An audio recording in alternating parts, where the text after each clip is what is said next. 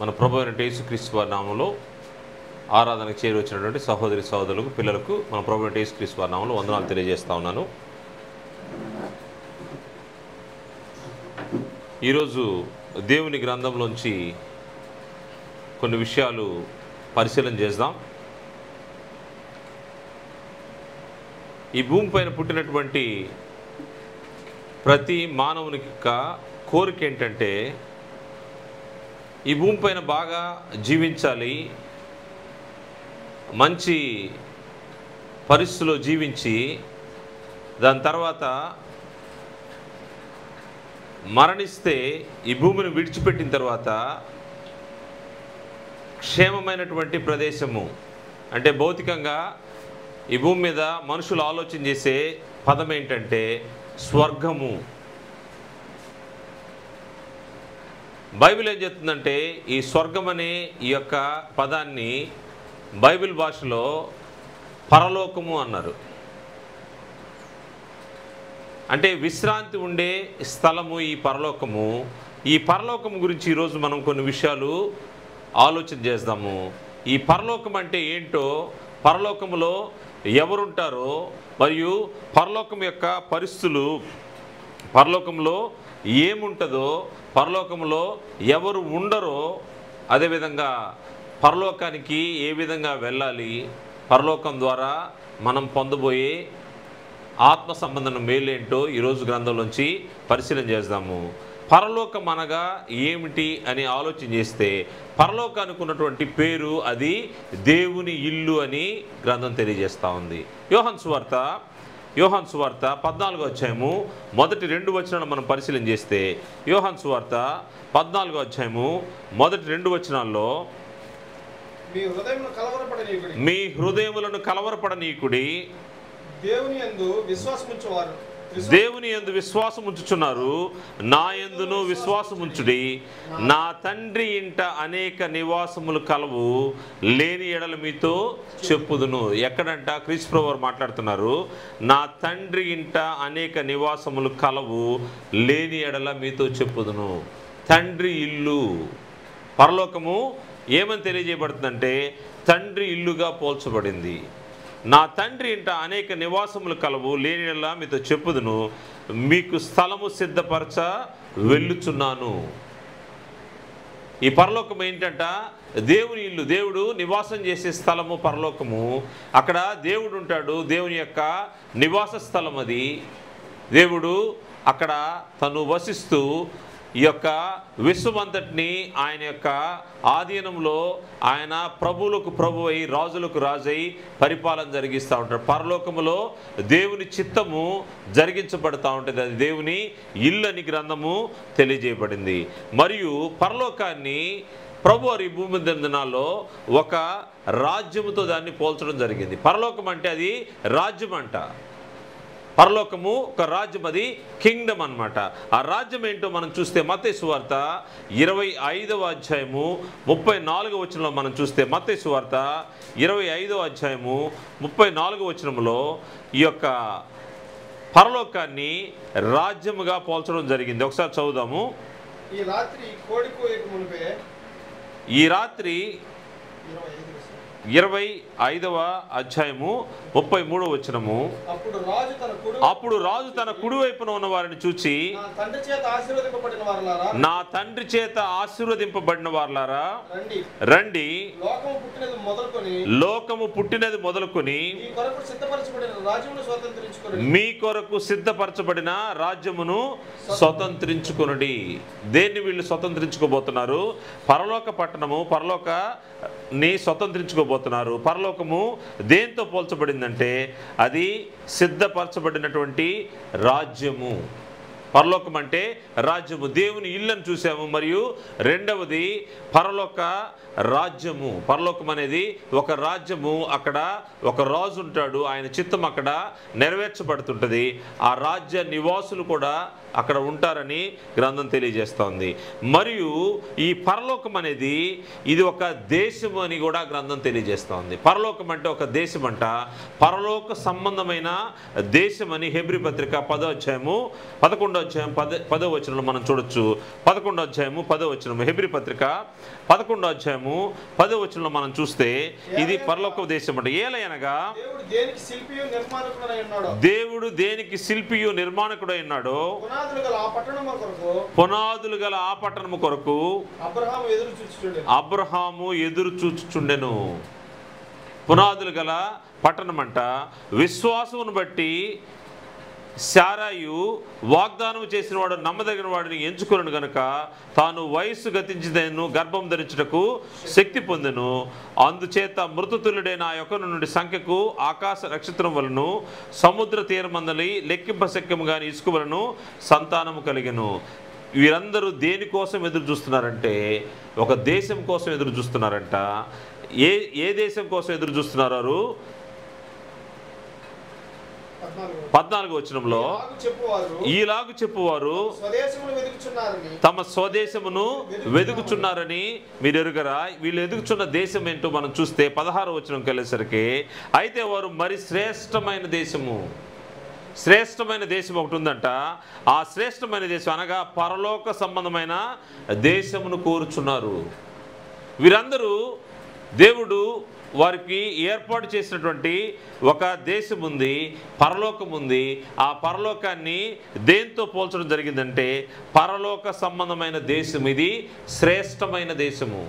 ఆ శ్రేష్టమైన దేశం కోసం వారు ఎదురు చూస్తున్నారంట. అందుచేత తాను వారి దేవుడిని అనిపించుకుని దేవుడు వారిని గురించి సిగ్గుపడడు. ఏలయనగా ఆయన వారి కొరకు ఒక పట్టణమును సిద్ధపరిచి ఉన్నాడు.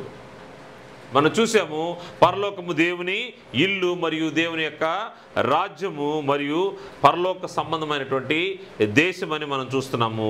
మరియు ఈ యొక్క పరలోకాన్ని పట్టణంగా కూడా పోల్చడం జరిగింది. పరలోక పట్టణము అంటూ ఉన్నారు. ప్రకటన గ్రంథము 21వ అధ్యాయము 2వ వచనం మనం చూస్తే ఈ పరలోకాన్ని పట్టణంగా మనకు తెలియజేయబడింది. 21వ అధ్యాయం 2వ వచనంలో మరియు నేను నూతనమైన యెరూషలేమును ఆ పట్టణము తన భర్త కొరకు అలంకరింపబడిన పెండ్లి కుమార్తె వలె సిద్ధపడి పరలోకమందున్న దేవుని యొద్ద నుండి దిగి వచ్చుట చూచితిని. పరలోక పట్టణం అంట. ఇది నూతన యెరూషలేమును ఆ పరిశుద్ధ పట్టణము తన భర్త కొరకు అలంకరింపబడినటువంటి పెండ్లి కుమార్తె వలె సిద్ధపడి పరలోకమందున్న ఆ దేవుని యొద్ద నుండి దిగి వచ్చుట చూచితిని. ఈ పరలోకాన్ని పట్టణం అన్నారు మరియు అది పరిశుద్ధ పట్టణంగా మనకు తెలియజేయబడింది. ఇదే యొక్క ప్రకటన గ్రంథం 21వ అధ్యాయంలో 10 నుంచి మనం చూస్తే 10 నుంచి 27 వరకు 21వ అధ్యాయము 10వ వచనం నుండి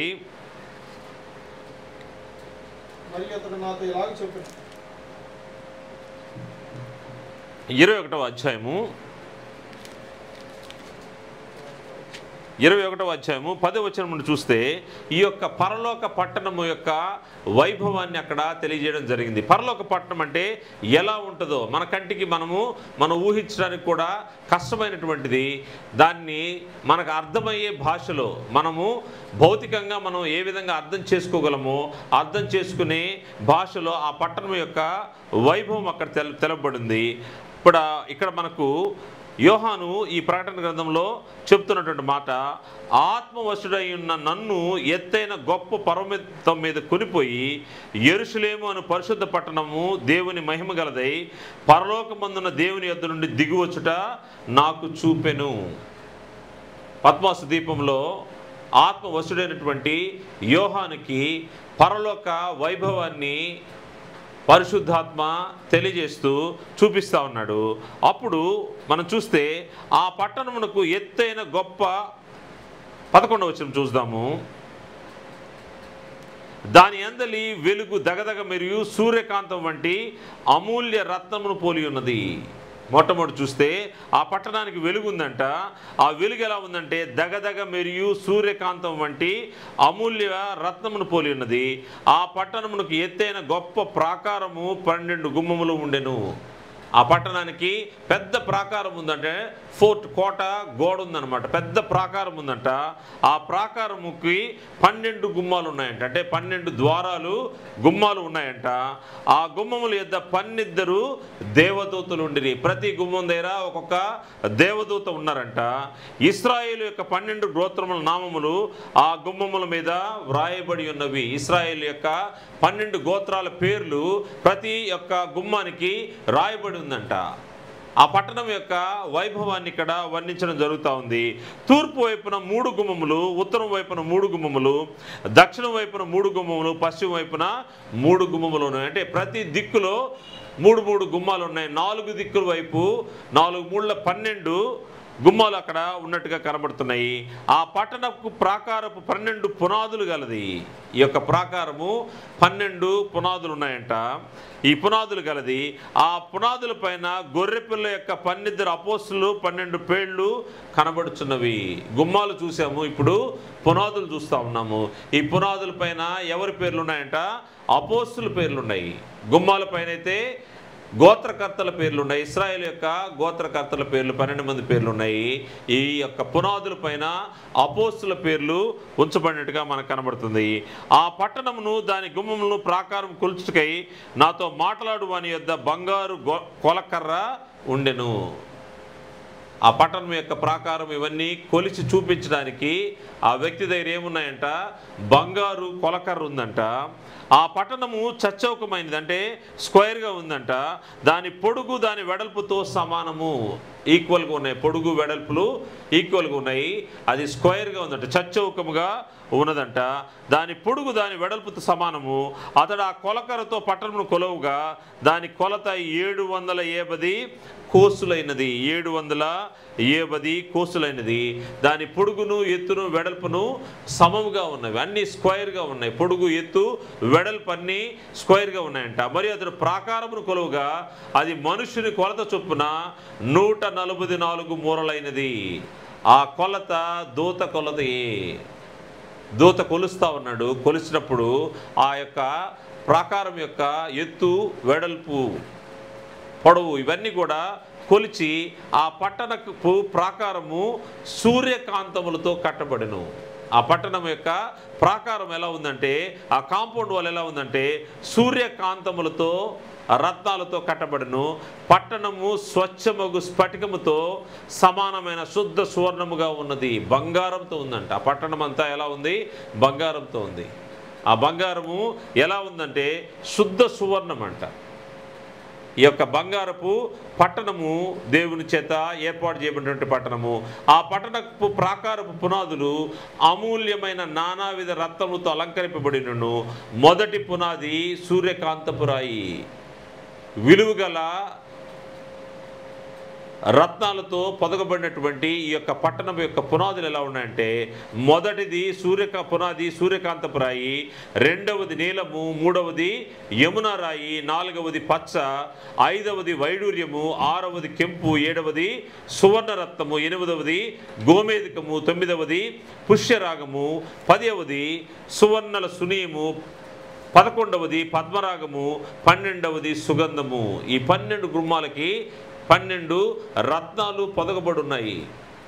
దేవుడు ఎంత అందంగా ఈ యొక్క పరలోక పట్టణాన్ని తీర్చిదిద్దాడో మనం ఆలోచన చేస్తే అది మన కంటికి మనకు నమ్మశక్యంగా లేనంత అద్భుతంగా కనబడతా ఉంది. దాని 12 గుమ్మములు 12 ముత్యములు, ఒక్కొక్క గుమ్మము ఒక్కొక్క ముత్యముతో కట్టబడింది. పునాదులు మరియు గుమ్మములు ఎలా కట్టబడ్డాయో అక్కడ తెలుపబడుతూ ఒక్కొక్క గుమ్మం ఒక్కొక్క ముత్యముతో కట్టబడినది. పట్టణపు రాజవీధి శుద్ధ సువర్ణమైన స్వచ్ఛమైన స్ఫటికమును పోలి ఉన్నది. శుద్ధ సువర్ణము, బంగారు వీధులు అక్కడ కనబడుతున్నాయి. పట్టణపు రాజవీధులు బంగారంగా ఉన్నాయంట. దానిలో ఏ దేవాలయంను నాకు కనబడలేదు. అక్కడ ఆ పెద్ద పట్టణం ఉంది కానీ అక్కడ దేవాలయం లాగా ఏది కూడా కనబడలేదంట. సర్వాధికారైన దేవుడగు ప్రభువును గొర్రెపిల్లయు దానికి దేవాలయం ఉన్నారు. ఆ పరలోక పట్టణానికి ఎవరు దేవాలయం అంటే దేవుడు మరియు గొర్రెపిల్ల అయినటువంటి ప్రభువారే ఆ పట్టణానికి దేవాలయం ఉన్నారంట. ఆ పట్టణంలో ప్రకాశించుటకై సూర్యుడైనను చంద్రుడైనను దానికి అక్కరలేదు. మనకు వెలుగు కావాలంటే సూర్యుడు రావాలి. రాత్రి వెలుగు చూడాలనుకుంటే, చీకటి పడిన తర్వాత మనం వెలుగు చూడాలంటే మనకు చంద్రుడు కావాలి. కానీ అక్కడైతే అక్కడ సూర్యుడు కానీ చంద్రుడు కానీ అక్కర్లేదంట. కారణం ఏంటంటే దేవుని మహిమయే దానిలో ప్రకాశించుచున్నది. ఎంత అద్భుతంగా ఆ పట్టణం ఉందో! ఈ పరలోక పట్టణంని వర్ణిస్తుంటే ఆశ్చర్యంగా ఉంది. కారణం ఏంటంటే దేవుని మహిమతో ఆ స్థలము నిండుంది కనుక దేవుని మహిమయే దానిలో ప్రకాశించున్నది. గొర్రె పిల్లయే దానికి దీపము. సూర్యుడు అక్కర్లేదు, చంద్రుడు అక్కర్లేదు. వెలుగు ఎలా ఉందంటే దేవుని యొక్క మహిమ మరియు ప్రభువారి యొక్క గొర్రెపిల్ల యొక్క గొర్రెపిల్లే దానికి దీపమని తెలియజేయబడింది. మరియు చూస్తే జనములు దాని వెలుగునందు సంచరింతురు, భూరాజులు తమ మహిమను దానిలోనికి తీసుకుని వస్తారు. అక్కడ రాత్రి లేనందున దాని గుమ్మములు పగటి వేళ ఏమాత్రము వేయబడవు. మన ఊర్లో మన ఇంటి దగ్గర అయితే మనం గుమ్మాలు తలుపులు వేసుకొని మనము ఉండాలి. అక్కడైతే తలుపులు ఎప్పుడు కూడా వేయబడే పరిస్థితి ఉన్నదంట. అక్కడ ఎటువంటి గుమ్మాలు పగటి వేళ ఏమాత్రమును వేయబడవంట. జనములు తమ మహిమను ఘనతను దానిలోనికి తీసుకుని వచ్చెదరు. మరియు గొర్రెపిల్ల యొక్క జీవగ్రంథమందు వ్రాయబడిన వారే దానిలో ప్రవేశింతురు. కానీ నిషిద్ధమైనది ఏదైనను అసహ్యమైన దాన్ని అబద్ధమైన దాన్ని జరిగించు వాడేనను దానిలోకి ప్రవేశింపుడు. ఇటువంటి అద్భుతమైనటువంటి ఈ పట్టణం యొక్క పరిస్థితులు మనం చూస్తే ఈ పట్టణం గురించి ఎందుకు అంత వివరంగా దేవుడు వర్ణించి తన గ్రంథంలో రాపించి ఉంచాడంటే ఆ పట్టణం యొక్క ఔన్నత్యాన్ని ప్రజలందరూ మానవులందరూ తెలుసుకోవాలి. దేవుడు నివాసం ఉండే స్థలము. మనం ఒక డబుల్ బెడ్రూమ్ ఫ్లాట్ ఉంటేనో లేకపోతే ఒక ఇల్లు ఉంటేనో ఆ ఇంటిని అలంకరించుకుని దాన్నే గొప్పగా మనం ఆలోచన చేస్తాము. కానీ దేవుని ఇల్లు ఎంత గొప్పగా ఉందో, దేవుడు నివాసం ఉండే స్థలము ఎంత గొప్పగా మహిమతో నిండిందో మనకు అర్థమవుతుంది. ఆ మహిమతో నిండినటువంటి ఆ ప్రదేశాన్ని మనం చూసినప్పుడు అక్కడ ఆ పట్టణాన్ని మనం చూస్తే ఆ పట్టణం యొక్క పరిస్థితుల్లోకి నీవు నేను వెళ్ళాలి. అక్కడ వెళ్ళాలి అంటే దానికి తగిన విధంగా మనం ఉండాలి. అక్కడ ఏమున్నాయో మనం చూస్తే 22వ అధ్యాయం ప్రకటన గ్రంథం 22వ అధ్యాయము మొదటి 5 వచనాలను చూస్తే, మరియు స్ఫటికము వలె మెరుగునట్టి జీవజలముల నది ఉందంట. స్ఫటికము వలె మెరుగునట్టి జీవజలముల నది దేవుని యొక్కయు గొర్రెపిల్లయు సింహాసనం వద్ద నుండి ఆ పట్టణపు రాజవీధి మధ్యను ప్రవహించుట ఆ దూత నాకు చూపెను. ఆ పరలోక పట్టణంలో ఏముంది? ఒక జీవజలముల నది కూడా పారుతా ఉందంట. మరియు ఆ నది యొక్క ఈవలను ఆవలను జీవవృక్షం ఉండెను. జీవవృక్షము అక్కడ ఒకటి ఉంది. అది నెలకు ఫలించుచు 12 కాపులు కాయను. ఆ వృక్షము యొక్క ఆకులు జనములను స్వస్థపరచుకై వినియోగించును. ఇక మీదట శాపగ్రస్తం ఏదైనదు దానిలో ఉండదు. దేవుని యొక్కయు గొర్రెపిల్ల యొక్క సింహాసనం దానిలో ఉండును. ఆయన దాసులు ఆయనను సేవించుచు ఆయన ముఖదర్శనము చేయుచుందురు. ఆయన నామం వారి నొసల యందుండును. రాత్రికి ఎన్నడూ ఉండదు. దీపకాంతి అయినను సూర్యకాంతి అయినను వారికి అక్కర్లేదు. దేవుడైన ప్రభువే వారి మీద ప్రకాశించును. వారు యుగయుగములు రాజ్యము చేయుదురు. ఇది పరలోక సంబంధించిన వాతావరణం. పరలోకంలో ఏమేమి ఉంటాయో, పరలోకం యొక్క పొడవు ఎత్తు వెడల్పు ఎలా ఉందో, అదేవిధంగా పరలోకం యొక్క పునాదులు ఎలా ఉన్నాయో, పరలోకం పట్టణం యొక్క గౌనులు ఎలా ఉన్నాయో, గుమ్మాలు ఎలా ఉన్నాయో, అవి ఎటువంటి రత్నముల చేత ముత్యముల చేత పొదగబడి ఉన్నాయో మనం చూసాము. వాటి పేర్లు కూడా చూసాము. అపోస్తలుల పేర్లు మరియు గోత్రకర్తల పేర్లు, ఇశ్రాయేలు గోత్రకర్తలైనటువంటి 12 మంది యొక్క పేర్లు వాటిపైన రాయబడి ఉన్నట్టుగా చూసాము. మరియు ఆ పట్టణంలో రాత్రి పగలు సూర్యుడు చంద్రుడు అవసరం లేని విధంగా దేవుని మహిమే అందులో ఉంటుందని చూసాము. మరియు అక్కడ జీవజల నది ఒకటి పారుతా ఉందంట. దేవుని సింహాసనం మధ్య నుంచి జీవజలముల నది పారుతా ఉంది. మరియు ఇంకా ఏమున్నాయంటే అక్కడ జీవవృక్షం ఒకటి ఉంది. అది 12 కాపులు, నెలకొక్క కాపు కాస్తూ 12 కాపులు సంవత్సరానికి కాస్తూ ఉందంట. ఇటువంటి పరిస్థితిలో అక్కడ రాత్రి ఉండదు. మరియు వారికి సూర్యుడు అవసరం లేదు, సూర్యకాంతి అక్కర్లేదు. కానీ ప్రభు యొక్క దేవుడైన ప్రభు వారి మీద ప్రకాశించే పరిస్థితి కనబడుతూ ఉంది. ఎందుకు ఇంత గొప్పగా ఈ యొక్క పరలోక పట్టణం గురించి వర్ణించబడిందంటే ప్రతి ఒక్కరి యొక్క చివరి మజిలీ అంటే డెస్టినేషన్ పాయింట్ ప్రతి ఒక్కరూ పరలోకాన్ని చేరుకోవాలనే ఆలోచన కలిగి ఉంటారు. పరలోకాన్ని చేరుకోవాలా, పరలోక పట్టణము ఎలాగైనా వెళ్ళాలా అనే మనుషుల యొక్క ఆలోచన ఉంటుంది. అదేవిధంగా దేవుని విశ్వసించిన వారు కూడా పరలోక పట్టణాన్ని చేరుకోవాలి. పౌలు గారైతే ఆయన ఏ విధము చేతనైనను నేను పునరుద్ధానం పొందవలనని సమస్తాన్ని ఏం చేసుకున్నాడంట, పెంటతో సమానంగా ఎంచుకున్నాడంట. కారణం ఏంటంటే సమస్తాన్ని నష్టంగా ఎంచుకున్నాడు. ఎందుకోసమంటే ఈ పరలోక పట్టణానికి చేరుకోవడానికి. దాని గురించి ఆయన ఎంత తపన పడుతున్నాడో మనం చూడొచ్చు. అదేవిధంగా అనేక మంది భక్తులు తమ ప్రాణాలని వదిలినట్టుగా ఈ పరలోకాన్ని చేరుకోవడానికి, నీతిపక్షంగా బ్రతకడానికి వారు ఎంతో శ్రమించినట్టుగా మనకు బైబిల్ తెలియజేస్తూ ఉంది. ఇటువంటి ప్రశస్తమైనటువంటి విలువైనటువంటి బయట వారు ఎవరు కూడా ప్రవేశించలేనటువంటి కేవలము దేవుని చేత అనుమతి పొందిన వారు మాత్రమే పొందగలిగే ఈ పట్టణం పరిస్థితులు ఈ విధంగా ఉన్నాయి. సరే, ఈ పరిస్థితులు పట్టణంలోకి ఇంకా మనం ప్రవేశించలేదు. ఈ పరలోక పట్టణం గురించినటువంటి వివరాలు మాత్రమే మనం తెలుసుకొని ఉన్నాం. కానీ ఈ పరలోకంలో ఎవరు ఉంటారంటే ఇందులో ఆల్రెడీ కొందరు ఉన్నారంట. వారి గురించి బైబిల్ ఏం చెప్తుందో, ఈ పరలోక పట్టణంలో ఎవరు ఉంటారని మనం ఆలోచన చేస్తే పరలోక పట్టణంలో మొట్టమొదటిగా దేవుడు ఉంటాడంట. దేవుడు పరలోక పట్టణంలో ఉంటాడు. ఎక్కడ ఉంటాడని మనం ఆలోచన చేస్తే మొదటి రాజుల గ్రంథము 8వ అధ్యాయము 30వ వచనంలో మనం చూస్తే, మొదటి రాజుల గ్రంథము 8వ అధ్యాయము 30వ వచనంలో ఆయన పరలోక పట్టణంలో ఉంటాడు, దేవుడు ఉంటాడని అక్కడ తెలియజేయబడింది. 8వ అధ్యాయము మొదటి రాజుల గ్రంథము 8వ అధ్యాయము 13వ వచనంలో, నీవు నివాసము చేయుటకు నేను మందిరము కట్టించున్నాను, సదాకాలం అందులో నీవు నివసించుటకై నేను ఒక స్థలం ఏర్పరచున్నానని చెప్పి తన ముఖమును ప్రజల తట్టు తిప్పుకొని ఇశ్రాయేలు సమాజం అంతా నిలిచి ఉండగా ఇశ్రాయేలు సమాజకులందరినీ ఇలాగ దీవించను. నా తండ్రి అయిన దావీదునకు మాట ఇచ్చి దాన్ని నెరవేర్చిన ఇశ్రాయేలు దేవుడైన యెహోవాకు స్తోత్రం కలిగి ఉండును గాక. నేను ఇశ్రాయేలుకు నా జనుల ఐగుప్తులను రప్పించినట్టు నుండి నా నామము దాని యందుండునట్లుగా ఇశ్రాయేళ్ల గోత్ర స్థానంలో ఏ పట్టణంలో నేను మందిరం కట్టించుటకు నేను కోరలేదు. కానీ ఇశ్రాయేలుకు నా జనుల మీద దావీదు నుంచుటకు నేను కోరి ఉన్నానని ఆయన సెలవిచ్చెను. ఇశ్రాయేల్ దేవుడైన యెహోవా నామ ఘనతకు ఒక మందిరం కట్టించవలని నా తండ్రి అయిన దావీదునకు మనసు పుట్టగా యెహోవా నా తండ్రి అయిన దావీదుతో సెలవిచ్చినదేమనగా, నా నామ ఘనతకు ఒక మందిరం కట్టించుటకు నీవు తాత్పర్యం కలిగి ఉన్నావు. ఆ తాత్పర్యం మంచిదే, ఆయనను నీవు మందిరం కట్టించకూడదు. నీ నడుములో నుండి పుట్టబో నీ కుమారుడు నా నామ ఘనతకు ఒక మందిరమును కట్టించును. తాను సెలవిచ్చిన మాటను యెహోవా నెరవేర్చి ఉన్నాడు. ఈయన ఎక్కడ నివాసం ఉంటాడనే విషయాన్ని మనము పరిశీలన చేస్తే 30వ వచనంలో మనం చూస్తే, మరియు నీ దాసుడైన నేనును నీ జనులైన ఇశ్రాయేలును ఈ స్థలము తట్టు తిరిగి ప్రార్థన చేయనప్పుడల్లా నీ నివాస స్థానమైన ఆకాశమందు విని మా విన్నపము అంగీకరించుము. ఆకాశమందు పరలోకం ఉందంట. పరలోక పట్టణంలో ఎవరున్నారు? తండ్రి అయిన దేవుడు ఉన్నాడు. నీ నివాస స్థానమైన ఆకాశమందు విని మా విన్నపము అంగీకరించుము, వినునప్పుడెల్లా మమ్మను క్షమించుము.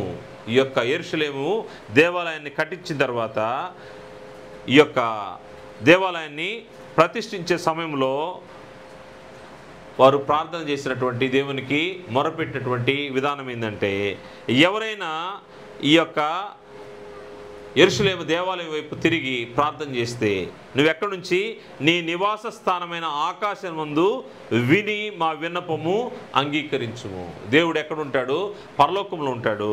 మరియు ఆయన పరమందున్నటువంటి దేవుడిగా అనేక విషయాలు మనకు గ్రంథంలో కనబడతాయి. మరియు పరలోకంలో దేవుడు ఉంటాడు, మరియు పరలోకంలో ఆయనతో పాటు ఇంకెవరు ఉంటారు అని ఆలోచన చేస్తే ఆయనతో పాటు ఆయన కుమారుడైనటువంటి క్రీస్తు ప్రభువు వారు పరలోకంలో ఉంటారని గ్రంథము తెలియజేస్తూ ఉంది. హెబ్రీ పత్రిక 9వ అధ్యాయము 12వ వచనం మనం చూస్తే, హెబ్రీ పత్రిక 9వ అధ్యాయము 12వ వచనంలో, హెబ్రీ పత్రిక 9వ అధ్యాయం 12వ వచనంలో, మేకల యొక్కయు కోడెల యొక్కయు రక్తముతో కాక తన స్వరక్తముతో ఒక్కసారి పరిశుద్ధ స్థలములో ప్రవేశించెను. ఏలయనగా మేకల యొక్కయు కోడెల యొక్కయు రక్తము మైలపడిన వారి మీద ఆవు దూడ బూడిద చల్లుటయు శరీర శుద్ధి కలుగునట్లు వారిని పరిశుద్ధపరిచినలా నిత్యుడగు ఆత్మ ద్వారా తను తాను దేవునికి నిర్దోషిగా అప్పగించుకున్న క్రీస్తు యొక్క రక్తము నిర్జీవ క్రియలను విడిచి జీవం గల దేవుని సేవించుటకు మీ మనసాక్షిని ఎంతో ఎక్కువగా శుద్ధి చేయును. ఈ హేతువు చేత మొదటి నిబంధన కాలంలో జరిగిన అపరాధం నుండి విమోచన కలుగుటకై ఆయన మరణం పొందినందున పిలువబడిన వారు నిత్యమైన స్వాస్థ్యమును గుర్చిన వాగ్దానం పొంది నిమిత్తము ఆయన కొత్త నిబంధనకు మధ్యవర్తి ఆయను. క్రీస్తు ప్రభువారు ఎక్కడ ఉంటారంటే ఆయన ఎక్కడికి ప్రవేశించారో మనం చూస్తే, అయితే క్రీస్తు రాబోచున్న 11వ వచనం చూద్దాము. క్రీస్తు రాబోచున్న మేలు విషయం ప్రధాన యాజకుడిగా వచ్చి తానే నిత్యమైన విమోచన సంపాదించి హస్తకృతము కానిది అనగా ఈ సృష్టి సంబంధము కానిదియు మరి ఘనమైనదియు పరిపూర్ణమైనది అయిన గుడారము ద్వారా మేకల యొక్కయు కోడెల యొక్క రక్తముతో కాక తన స్వరక్తముతో ఒక్కసారే పరిశుద్ధ స్థలములో ప్రవేశించను. ఆ పరిశుద్ధ స్థలము ఏంటి అనే విషయాన్ని మనం చూస్తే మనకు 25వ వచనములో ఆ పరిశుద్ధ స్థలము గురించి ఉంది. అంతేకాదు ప్రధాన యాజకుడు ప్రతి సంవత్సరము తనది కాని రక్తం తీసుకుని పరిశుద్ధ స్థలంలోకి ప్రవేశించినట్లు ఆయన అనేక పర్యాయములు తన్ను తాను అర్పించుటకు ప్రవేశింపబడలేదు. అదే క్రీస్తు ప్రభువారు అయితే ఎలా ప్రవేశించాడో మనం చూస్తే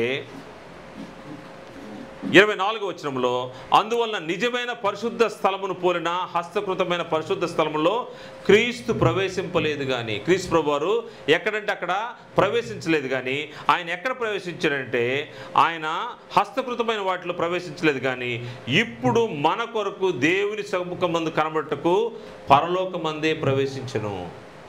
క్రీస్తు ప్రభువారు ఎక్కడ ప్రవేశించారంట? పరలోకంలోకి ప్రవేశించారంటే పరలోకంలో ఎవరున్నారు? క్రీస్తు ప్రభువారు ఉన్నారు. క్రీస్తు ప్రభువారు పరలోకంలో ఉన్నారనే సంగతి మరొక విషయాన్ని మనం చూస్తే యోహాను సువార్త 17వ అధ్యాయంలో ప్రభువారు ఎక్కడున్నారో ఎక్కడి నుంచి వచ్చారో యోహాను సువార్త 1వ అధ్యాయంలో కూడా మనం చూడొచ్చు. యోహాను సువార్త 1వ అధ్యాయము 1వ వచనం నుండి మనం చూస్తే యోహాను సువార్త 1వ అధ్యాయము 1వ వచనం నుండి ఆదియందు వాక్యముండెను, వాక్యము దేవుని యొద్ద ఉండెను. దేవుడు ఎక్కడున్నాడు? పరలోకంలో ఉన్నాడు. వాక్యమైనటువంటి ఈ వాక్యము దేవుని దగ్గర ఉందంట, దేవుని దగ్గర ఉన్నంట. వాక్యము దేవుడైండెను, ఆయన ఆది యందు దేవుని యొద్ద ఉండెను. ఆది యందు అంటే ఈ భూమి ఆకాశమును సృజించక మునుపు ఎక్కడున్నాడంట? దేవుని యొద్ద ఉన్నాడంట. ఆ దేవుని యొద్ద ఉన్న వ్యక్తి ఎవరో చూస్తే ఆయన గురించి 14వ వచనంలో ఆ వాక్యము, ఏ వాక్యం అయితే దేవుని యొద్ద ఉండిందో ఆ వాక్యాన్ని గురించి ఇక్కడ 14వ వచనం చెప్పబడింది. ఆ వాక్యము శరీరధారి అయి కృపా సత్య సంపూర్ణుడిగా మన మధ్య నివసించెను. ఈ వాక్యం ఎవరు? క్రీస్తు ప్రభువారే. క్రీస్తు ప్రభువారు ఎక్కడున్నారు? తండ్రి అయిన దేవుని యొద్ద ఎలా ఉన్నాడంటే వాక్యంగా ఉన్నాడంట. ఆయన భూమి మీదకి వచ్చిన తర్వాత 17వ అధ్యాయంలో మనం చూస్తే ఆయన ఏ విధంగా ఎక్కడి నుంచి వచ్చాడో ఆయన గురించినటువంటి వివరాలు మనకు కనబడతా ఉన్నాయి. ఆది యందు వాక్యముగా ఉన్నటువంటి క్రీస్తు ప్రభువారు దేవుని దగ్గర ఉన్నాడంట, పరలోకంలో ఉన్నాడు. ఆయన పంపించబడ్డాడు భూమి మీదకి. ఆయన భూమి మీద తండ్రి అయిన దేవునికి ప్రార్థన చేస్తూ ఉన్నాడు. ప్రార్థన చేస్తున్న సందర్భంలో 17వ అధ్యాయము 3వ వచనం మనం 4వ వచనం చూస్తే చేయుటకు నీవు నాకు ఇచ్చిన పని సంపూర్ణముగా నెరవేర్చి భూమి మీద నిన్ను మహిమపరిచితిని.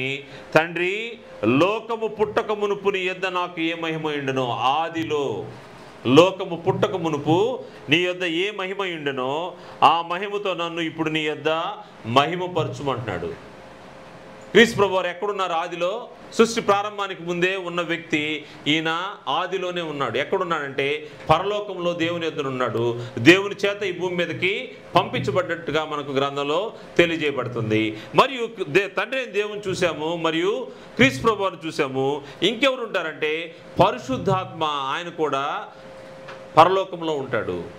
ఈ పరలోకంలో ఎవరు ఉంటారంటే పరిశుద్ధాత్మ కూడా ఉంటాడు. కీర్తన గ్రంథము 139వ కీర్తన 7-8 వచనాలు చూస్తే 139వ కీర్తన 7-8 వచనాలు మనం పరిశీలన చేస్తే నీ ఆత్మ యొద్ద నుండి నేను ఎక్కడికి పోవుదును? నీ ఆత్మ యొద్ద నుండి నేను ఎక్కడికి పోవుదును?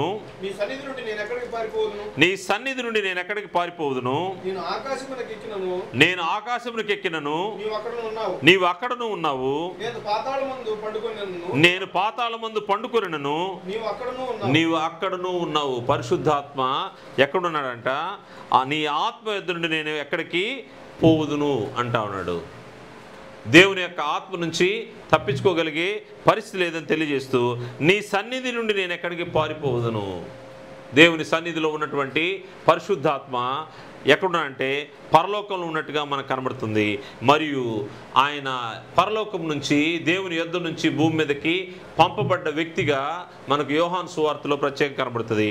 యోహాను సువార్త 15వ అధ్యాయము 25వ వచనం చూస్తే, యోహాను సువార్త 15వ అధ్యాయము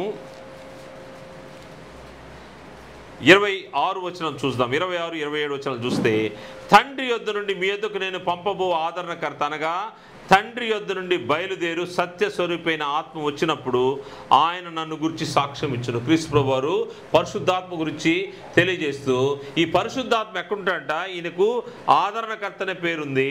తండ్రి యొద్ద నుండి మీ యొద్దకు నేను పంపబో ఆదరణకర్త. ఈయన ఎక్కడున్నాడు? పరలోకంలో తండ్రి యొద్ద ఉన్నాడు. పరిశుద్ధాత్మ, ఈయనకు మరొక పేరు ఆదరణకర్త. ఈయన అనగా తండ్రి యొద్ద నుండి బయలుదేరు సత్యస్వరూపైన ఆత్మ. అందువల్ల పరలోకంలో ఎవరెవరు ఉన్నారు? తండ్రి అయిన దేవుడు ఉన్నాడు, క్రీస్తు ప్రభువు ఉన్నారు, మరియు పరిశుద్ధాత్మ ఉన్నట్టుగా మనకు కనబడుతుంది. మరియు దూతలు కూడా పరలోకంలో ఉన్నారంట. దేవుని యొక్క దూతలు పరలోకంలో ఉన్నారు. మనం చూస్తే మత్తయి సువార్త 18వ అధ్యాయము 10వ వచనంలో మనం చూస్తే, మత్తయి సువార్త 18వ అధ్యాయము 10వ వచనంలో దూతలు పరలోకం నుండి వస్తున్నట్టుగా మనకు కనబడుతుంది. 18వ అధ్యాయము, ఈ చిన్నవారిలో ఒకరినైనను తృణీకరింపకుండా చూచుకొనుడి. వీరి దూతలు పరలోకమందున నా తండ్రి ముఖమును ఎల్లప్పుడూ పరలోకమందు చూచుందరు. దేవదూతలు ఎక్కడ ఉన్నారంట? పరలోకంలో ఉన్నారు. వీరెప్పుడు కూడా దేవుని సముఖంలో ఉండి దేవుని చూస్తూ ఉన్నారు. చిన్నపిల్లల్ని దేవదూతలతో అక్కడ పోల్చడం జరిగింది. మరియు మనం చూస్తే లూకా సువార్తలో 2వ అధ్యాయం 15వ వచనాన్ని మనం పరిశీలన చేస్తే, అక్కడ దేవుని యొక్క దూతలు క్రీస్తు ప్రభువు వారి యొక్క జననాన్ని గురించి గొర్రెల కాపర్లకు తెలియజేసినటువంటి సమాచారం మనకు అక్కడ కనబడుతుంది. వారు దేవదూతలు లూకా సువార్త 2వ అధ్యాయము 15వ వచనాన్ని మనం పరిశీలన చేస్తే, లూకా సువార్త 2వ అధ్యాయము 15వ వచనాన్ని మనం చూస్తే, ఆ దూతలు తమ యొద్ద నుండి పరలోకమునకు వెళ్ళిన తర్వాత ఆ గొర్రెల కాపర్లు వీళ్ళు ఎక్కడికి వెళ్ళారంట? గొర్రెల కాపర్లకి సమాచారం అందించారు. రక్షకుడు పుట్టాడని సమాచారం అందించిన తర్వాత వీరు ఎక్కడికి వెళ్ళారు? పరలోకానికి వెళ్ళారు. అంటే వారు ఎక్కడి నుంచి వచ్చారు? దేవుని సముఖం నుంచి, పరలోకం నుంచి వర్తమానాన్ని తీసుకొచ్చి మరలా వాళ్ళు పరలోకానికి తిరిగి వెళ్ళినట్టుగా మనకు కనబడుతూ ఉంది. అంటే పరలోకంలో దేవునితో పాటు ఆయన కుమారుడు క్రీస్తు ప్రభువు వారు మరియు దేవుని ఆత్మ అయినటువంటి పరిశుద్ధాత్మ మరియు దేవదూతలు కూడా ఉన్నట్టుగా మనకు కనబడతా ఉంది. వారితో పాటు ఇంకెవరు ఉన్నారో మనం పరిశీలన చేస్తే, వారితో పాటు ప్రధానులు మరియు అధికారులు ఉన్నారంట. ప్రధానులు మరియు అధికారులు. ఎఫెసీ పత్రిక 3వ అధ్యాయము 10వ వచనం మనం చూస్తే, ప్రధానులు అధికారులు కూడా వారితో పాటు ఉన్నట్టుగా పరలోకంలో ఉన్నట్టుగా మనకు కనబడుతుంది. ఎఫెసీ పత్రిక 3వ అధ్యాయము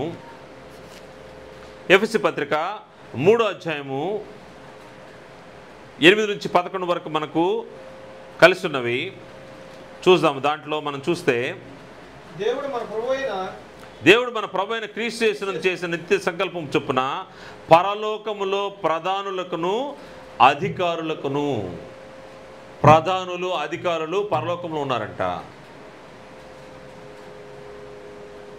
వీళ్ళు రకరకాల స్టాండర్డ్స్లో వాళ్ళు అక్కడ పరలోకంలో ఉన్నట్టుగా మనకు కనబడుతుంది. తండ్రి అయిన దేవుడు దైవత్వం కలిగిన వాడు, మరియు క్రీస్తు ప్రభువు వారు దైవత్వం కలిగిన వ్యక్తి. అదేవిధంగా పరిశుద్ధాత్మ, దేవుని యొక్క ఆత్మ కూడా దైవత్వం కలిగినటువంటి వ్యక్తి. ఈ దూతలు, ప్రధానులు, అధికారులు దైవత్వాన్ని కలిగిన వారు కాదు, కానీ దేవుని తర్వాత శక్తివంతమైన వారు, మానవుని కంటే శక్తివంతమైనటువంటి వ్యక్తులుగా మనకు కనబడుతూ ఉన్నారు. ఈ యొక్క పరలోక పట్టణంలో ఎవరు ఉంటారో మనం ఆలోచన చేశాము. దాని తర్వాత వీరితో పాటు దేవుడు ఏర్పాటులో ఎవరిని ఉంచాలని ఆయన ఆలోచన చేశాడో కూడా మనము తర్వాత ఆలోచన చేద్దాము. ఈ పరలోక పట్టణంలో ఉన్న వ్యక్తుల గురించి మనం చూసాము. తండ్రి అయిన దేవుడు, ఆయన కుమారుడు క్రీస్తు ప్రభువు వారు, పరిశుద్ధాత్మ మరియు దేవదూతలు, ప్రధానులు, అధికారులు ఉన్నారు. వీరు పరలోక పట్టణంలో ఉన్నారు, మరియు పరలోకంలో ఏమి ఉండవో ఈరోజు కొన్ని ఆలోచన చేద్దాం. పరలోక పట్టణంలో ఎవరు ఉండరు, పరలోక పట్టణంలో ఎవరికి ప్రవేశం ఉండదు అనే విషయాన్ని ఆలోచన చేస్తే పరలోక పట్టణంలో వివాహాలు జరగవని గ్రంథం తెలియజేస్తూ ఉంది. ఈ భూమి మీద వివాహాలు జరుగుతాయి, భూమి మీద స్త్రీ పురుషులను వివాహ వ్యవస్థలోకి వస్తూ ఉంటారు, కానీ పరలోక పట్టణంలో వివాహాలు ఉండే అవకాశమే లేదని గ్రంథం తెలియజేస్తూ ఉంది. మనం చూస్తే మత్తయి సువార్త 22వ అధ్యాయము 30వ వచనంలో ప్రభు వారి దగ్గరికి ఒక ప్రశ్నతో వారు వస్తూ ఉన్నారు. వారు ప్రభు వారిని శోధించడానికి వచ్చినప్పుడు ఆయన చెప్తున్నటువంటి మాట 22వ అధ్యాయము 30వ వచనంలో, మృతుల పునరుద్ధానము గురించి నేను అబ్రహాము దేవుడును, ఇస్సాకు దేవుడును, యాకోబు దేవుడును ఉన్నా అనే దేవుడు మీతో చెప్పిన మాట మీరు చదువులేదా? ఆయన సజీవులకే దేవుడు కానీ మృతులకు దేవుడు కాడని వారితో చెప్పెను. జనులది విని ఆయన బోధకు ఆశ్చర్యపడిరి. మరియు 30వ వచనంలో, పునరుద్ధానమందు ఎవరును పెండ్లి చేసుకొనరు, పెండ్లికి ఇయ్యబడరు, వారు పరలోకమందున్న దూతల వలె ఉందరు. అంటే దూతలకు వివాహాలు లేవని అర్థము. మనం చూస్తే దూతల వలె ఉంటారంటే వారికి వివాహాలు లేవంట. ఏ విధంగా పునరుద్ధానమందు ఎవరును, పరలోకానికి ఎవరన్నా ఇక్కడ నుంచి భూమి నుంచి వెళ్ళాలంటే అది పునరుద్ధానం జరిగిన తర్వాతే. పునరుద్ధానంలో ఎలా ఉంటారంట, ఎవరును పెండ్లి చేసుకొనరు, పెండ్లికి ఇయ్యబడరు, వారు పరలోకముందున్న దూతల వలె ఉందరు. పరలోకంలో జరగనటువంటి పరిస్థితి ఏంటంటే వివాహం అనేది పరలోకంలో ఉండదు. వివాహం అనేది ఏదైనా ఉందంటే అది భూమిపైన మాత్రమే అని గ్రంథం తెలియజేస్తుంది. మరియు పరలోకంలో రక్త మాంసములు ఉండవు. అంటే ఈ శరీరము, దేహము, ఇటువంటి రక్త మాంసములతో జరిగించే కార్యక్రమాలు ఏవి కూడా పరలోకంలో ఉండవు. మరియు అక్కడ ఇటువంటి రక్తము, దేహంతో రక్త మాంసాలతో జరిగించే అవినీతి కార్యక్రమాలు కానీ దుర్నీతి కార్యక్రమాలు కానీ ఏవి కూడా అక్కడ ఉండవని గ్రంథము తెలియజేస్తూ ఉంది. మనం చూస్తే కొరింథీయులకు రాసినటువంటి మొదటి పత్రిక 15వ అధ్యాయము 42వ వచనాన్ని మనం పరిశీలన చేస్తే, అపోస్తలుడు పౌలు గారు కొరింథీయులకు రాసినటువంటి మొదటి పత్రిక 15వ అధ్యాయము 42వ వచనాన్ని మనం చూస్తే, మృతుల పునరుద్ధానమును అలాగే శరీరము క్షయమైనదిగా విత్తబడి అక్షయమైనదిగా లేపబడును, ఘనహీనమైనదిగా విత్తబడి మహిమ గలదిగా లేపబడును, బలహీనమైనదిగా విత్తబడి బలమైనదిగా లేపబడును. పునరుద్ధానంలో జరిగే కార్యక్రమాన్ని ఇక్కడ తెలియజేస్తూ చెప్తున్నారు. మృతుల పునరుద్ధానమును అలాగే ఉంటుందంట. శరీరము క్షయమైనదిగా విత్తబడి అక్షయమైనదిగా లేపబడుతుంది అనే విషయాన్ని తెలియజేస్తూ, మరియు 50వ వచనంలో ఈ విషయాలన్నీ మనం చదివితే 42 నుంచి 50 వరకు జరిగితే, సహోదరులారా నేను చెప్పున్నదేమనగా రక్త మాంసములు దేవుని రాజ్యమును స్వతంత్రించుకొననేరవు. రక్త మాంసములు దేవుని రాజ్యమును స్వతంత్రించుకొననేరు. అందువల్ల ఈ యొక్క దేహాలతో, ఈ శరీరము, ఈ రక్త మాంసంతో మనము పరలోక రాజ్యంలోకి ప్రవేశించం. ఎందుకంటే పరలోక పట్టణంలో రక్త మాంసముల యొక్క ప్రాధాన్యత ఏమీ ఉండదు. మహిమ దేహాలతో మనము పరలోక రాజ్యంలో ఉంటాం. ఎందుకంటే ఈ క్షయమైనది క్షయత అక్షయతను స్వతంత్రించుకున్నదు. ఎందుకంటే ఈ దేహము క్షయమైంది, ఇది భూమిలో కలిసిపోతూ ఉంటుంది. ఈ దేహంలో ఉండే రక్త మాంసములు కూడా దేనికి అక్కడికి ప్రవేశించడానికి అవకాశం లేదని గ్రంథం తెలియజేస్తూ ఉంది. మనం చూస్తే వివాహాలు ఉండవు, మరియు రక్త మాంసములు ఉండవు, మరియు అక్కడ కన్నీరు ఉండదు, మరణం ఉండదు, వేదన ఉండదు, బాధ ఉండదు. పరలోక పట్టణం యొక్క పరిస్థితి ఇక్కడ మనకు భూమి మీద అన్ని బాధలే. ఉదయం లేచినప్పటి నుంచి రాత్రి పడుకునే వరకు ఏదో ఒక సమస్య, మనకు ఆరోగ్యం బాగలేకపోవడమో లేకపోతే ఇంకేదైనా కుటుంబ సమస్యలో బాధ, కన్నీరు, ఏడ్పు ఉంటుంది. ఇంకా మనం చూస్తే మరణం ఉంటుంది. ఇక్కడ ఈ భూమి మీద మనుషులకి రక్త మాంసాల్లో మరణం ఉంటుంది, బాధలు ఉంటాయి, కన్నీరు ఉంటాయి. కానీ పరలోక పట్టణంలో ఇటువంటి ఏమీ ఉండవని గ్రంథం తెలియజేస్తోంది. అవి చూస్తే మనము ప్రకటన గ్రంథము 21వ అధ్యాయము 4వ వచనం చూస్తే అక్కడ ఏమీ పరలోక పట్టణంలో ఉండని విషయాలు మనకు అక్కడ తెలియజేయబడ్డాయి. ఆయన వారి కన్నుల ప్రతి బాష్ప బిందువును తుడిచివేయును, మరణం ఇక ఉండదు. కన్నీరు అనేది అక్కడ ఉండదంట ఫస్ట్. రెండోది మరణం ఉండదంట. దుఃఖమైనను ఏడ్పైనను వేదనైనను ఇక ఉండదు. ఎన్ని ఉండవో చూడండి. దుఃఖం ఉండదు, ఏడ్పు ఉండదు, మరియు వేదన ఉండదంట. మొదటి సంగతులు గతించిపోయిన సింహాసనం నుండి గొప్ప స్వరము చెప్పుట వింటిని. ఇక్కడ ఏమేమి ఉండదు చూస్తే కన్నీరు ఉండదు, ఏడ్పు ఉండదు, దుఃఖం ఉండదు, మరణం ఉండదు. ఇవన్నీ కూడా వీటన్నిటి నుంచి మనకు విడుదల. ఒకవేళ భూమిపైన ప్రభు నిమిత్తము దేవుని నిమిత్తము నీవు బాధను అనుభవిస్తూ ఉంటే, వేదన అనుభవిస్తూ ఉంటే, శ్రమను అనుభవిస్తూ ఉంటే, అవన్నీ కూడా ఈ భూమిపైనే. ఇక్కడ నుంచి దాటుకున్న తర్వాత నీకేముంటుంది? నీ యొక్క ప్రతి కన్నీటి బాష్ప బిందువును ఆయన తుడిచివేస్తాడు. ఎందుకు నాయనా నాకు ఈ శ్రమ? క్రీస్తు కొరకు నేను ఎందుకు ఇంత ప్రయాసపడుతున్నాను? ఎందుకు నాకే ఇటువంటి ఇబ్బంది కలుగుతూ ఉంది? దేవుని నిమిత్తము నువ్వు శ్రమ పడితే, నిందల పాలైతే, లేకపోతే నిన్ను ఎవరైనా హింసిస్తే నీవు ధన్యుడువు. కారణం ఏంటంటే ఈ భూమిపైన శ్రమలు నీకు ఉంటాయి, కానీ ఈ భూమిని విడిచిపెడితే నీకు ఎటువంటి ఇబ్బంది ఉండదు, మరణం ఉండదు, కన్నీటి ఏడ్పు ఉండదు, నీకు ఎటువంటి ఇరుకు ఇబ్బంది లేనటువంటి పరిస్థితి, వేదన బాధ లేనటువంటి స్థలం పరలోక పట్టణము. మరియు శాపగ్రస్తమైనది ఏది కూడా అక్కడ ఉండదు. ఈ భూమిపైన శాపగ్రస్తమైన ఉండేదానికి అవకాశం ఉంటుంది, కానీ పరలోక పట్టణంలో శాపగ్రస్తమైనది ఏది ఉండదంట. 22వ అధ్యాయము 3వ వచనం మనం చూస్తే శాపగ్రస్తమైనది ఏది కూడా ఉండదని అక్కడ గ్రంథము తెలియజేయబడతా ఉంది. ఇక మీదట శాపగ్రస్తమైనది ఏది దానిలో ఉండదు. దేవుని యొక్కయు గొర్రెపిల్ల యొక్కయు సింహాసనము దానిలో ఉండను. ఈ భూమిపైన శాపగ్రస్తమైన పరిస్థితులు అనేకం ఉండొచ్చు, కానీ పరలోక పట్టణంలో మాత్రము శాపగ్రస్తమైంది ఏది ఉండదంట. మరియు రాత్రి ఉండదు. ఇందాక మనం చదువుకున్నాము ప్రకటన గ్రంథము 22వ అధ్యాయము 5వ వచనంలో రాత్రి ఇక ఉండదు. అంటే చీకటి ఉండనటువంటి వెలుగుమయమైనటువంటి ఆ యొక్క పరలోక పట్టణము. రాత్రి ఉండదు, మరియు పాపము జరిగించే వాళ్ళు అక్కడ ఉండరని గ్రంథం తెలియజేస్తోంది. 22వ అధ్యాయము 5వ వచనంలో పాపం, 22వ అధ్యాయం 15వ వచనంలో పాపం జరిగించేవారు అక్కడ ఉండరంట. ఒకసారి చదువుదాం. 22వ అధ్యాయము 15వ వచనం చూస్తే అక్కడ పాపం జరిగించేవారు ఉండరు.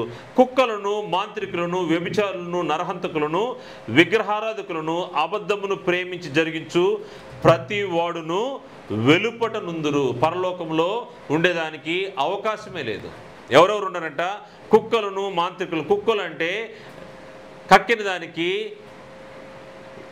మరలా తినే స్వభావం కలిగినటువంటి వ్యక్తుల్ని కుక్కలు అని అక్కడ తెలియజేయబడింది. కుక్కలను, మాంత్రికులను, వ్యభిచారులను, నరహంతకులను, విగ్రహారాధకులను, అబద్ధమును ప్రేమించి జరిగించు ప్రతివాడును వెలుపట నుందురు. పరలోక పట్టణంలో అటువంటి వారికి ప్రవేశమే లేదు. మరియు అక్కడ పాపం జరిగించే వాతావరణంలో వ్యక్తులు అక్కడికి నిషిద్ధమైంది కూడా అక్కడ ఏది కూడా రావడానికి ఛాన్సే లేదు. అది అటువంటి పరలోక పట్టణం అది. మరియు ఇందులో అంతము లేనటువంటి పరిస్థితి కనబడుతూ ఉంటుంది. ఈ పరలోక పట్టణంలో అంతం అనేది ఉండదు. అది ఎటర్నల్ లైఫ్, అనంతము. అంతం అనేది ఉండదు. అక్కడ ఎండ్ అనేది ఎక్కడ ఉండనటువంటి పరిస్థితి మనం చూస్తే మత్తయి సువార్త కంటే ముందుగా ఈ యొక్క ప్రకటన గ్రంథము 22వ అధ్యాయం 5వ వచనం చూస్తే రాత్రికి ఎన్నడూ ఉండదు, దీపకాంతి అను సూర్యకాంతి అని వారికి అక్కర్లేదు, దేవుడైన ప్రభువే వారి మీద ప్రకాశించును, వారు యుగ యుగములు రాజ్యము చేయుదురు. యుగ యుగములు, అనంతము. యుగ యుగములు ఏం చేస్తారంట? రాజ్యం చేస్తారంట. ఈ పరలోక పట్టణానికి సమయం ఉండదు. ఒకసారి నువ్వు పరలోక పట్టణంలో ప్రవేశించావంటే యుగ యుగాలు నీవు ఉంటావు. ఈ భూమిపైన మానవుని యొక్క ఆయుష్ 70 సంవత్సరాలు అయితే 80 సంవత్సరాలు, కానీ పరలోక పట్టణంలో యుగ యుగాలు ఉంటాయంట. యుగ యుగాలు ఉండే స్థలము.